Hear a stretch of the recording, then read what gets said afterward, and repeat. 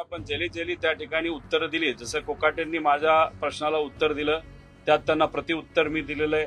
त्याच्याच बरोबर ज्या मेघनाताई बोर्डीकर त्यांनी सुद्धा त्या ठिकाणी उत्तर दिलं, त्याला प्रतिउत्तर आम्ही पुरावे सकट दिलेलं आहे। समृद्धी मार्गामध्ये जो 20,000 कोटीचा भ्रष्टाचार झाला पुरावे सकट आम्ही दिलेला आहे।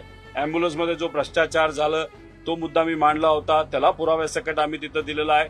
याच्यात रॅपिडोचा विषय आम्ही घेतला, पुरावे सकट आम्ही बोललेलो आहोत। त्याच्याच बरोबर आपण जर बघितलं तर काही असे प्रकरण आहे जसे MSIDC म्हणजे पूर्वी PWD होतं, आता MIDCचा मुद्दा आम्ही तिथं मांडला होता, त्यातला भ्रष्टाचार आम्ही बोललो होतो। शक्ती मार्गाला जो आता 30-35 हजार कोटीचा भ्रष्टाचार होणार आहे पुराव्यासकट, म्हणजे गडकरी साहेबांना किती खर्च येतो आणि सरकारला किती येतो हा सुद्धा मुद्दा आम्ही अधिवेशनामध्ये मांडलेला आहे। टीव्ही समोर सुद्धा तिथं मांडलेला आहे। त्यामुळे विषय असा असतो की लोकांच्या वतीने जिथं कुठं संधी मिळेल तिथं विषय आणि मुद्दे मांडणं महत्वाचं आहे। आणि आम्ही कुठेही बोललो नाही, जसं तुम्ही आमच्यापर्यंत येता तसं तुम्ही त्यांच्यापर्यंत पण जाता। आता हे सगळे जे अलिगेशन आम्ही केलेले त्याला सरळ सरळ उत्तर ते देऊ शकतात। तुमचे आसपास म्हणजे जे आज मोठे नेते त्यांनी आसपास बहुजन समाजाचे छोटे नेते ठेवलेत, त्यांना काय काम दिलंय तर दुसऱ्या इतर विरोधी पक्षातल्या नेत्यांना खालच्या लेवलला जाऊन तिथं चर्चा करायची नाहीतर विरोध करायचा।